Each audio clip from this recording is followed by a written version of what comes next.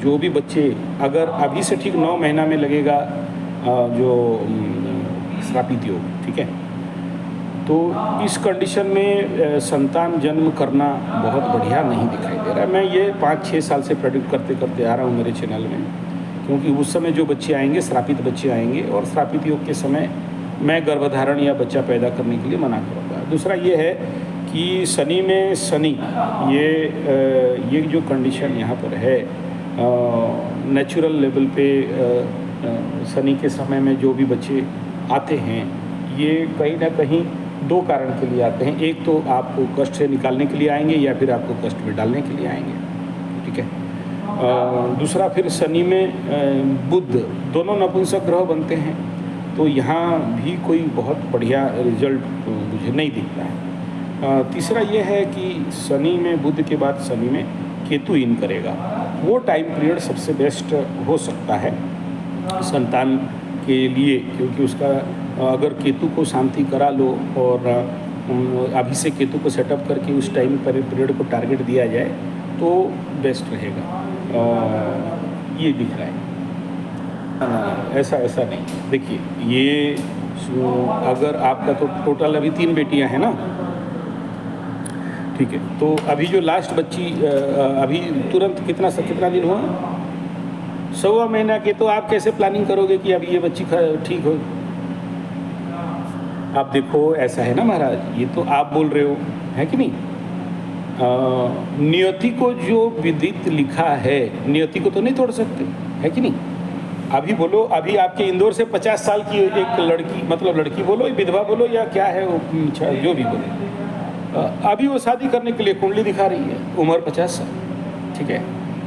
तो क्या करो, अगर उसका विधि में बताया गया कि 50 साल में उसका शादी लिखा है, तो अभी आप बोलोगे क्या करेंगे 50 साल में शादी होके? भाई शादी चाहिए उसको। अच्छा, दूसरा ना, वो तो आप बोल रहे हो ना कि आपके लिए फेवरेबल नहीं है, और मैं तो आपको अलाउ नहीं करूंगा कि एक बच्ची और दूसरा बच्चे में तो 3 साल का तो गैप दोगे ना, बीवी को भी तो बचाओगे।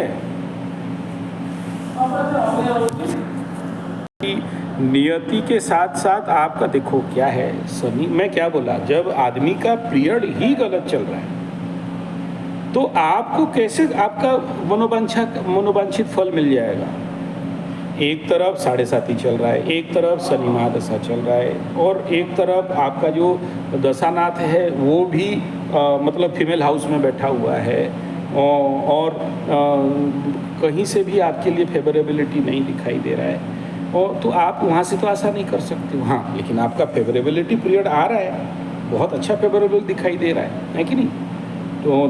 तो 3 साल का तो गैप आपको देना पड़ेगा। दूसरा क्या है ना, कुछ जगह है जहाँ पर अष्टम का केतु हो, तो मैं देखा हूँ 48 ईयर में पुत्र प्राप्ति होता है, ठीक है। तो ये अच्छा, दूसरा क्या कि पुत्र कारक ग्रह लग्न से अष्टम में बैठ गया, ठीक है।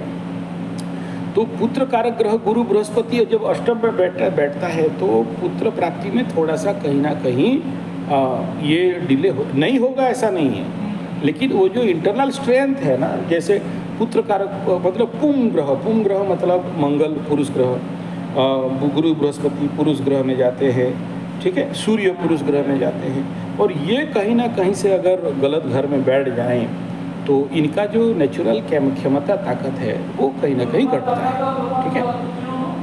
और जब और उनके दशा अंतरदशाओं में कहीं ना कहीं थोड़ा सा प्रॉब्लमेबल फैक्टर बनता है, लेकिन हमेशा तो नहीं रहेगा, हर अंतरदशा तो ऐसा नहीं रहेगा, ठीक है।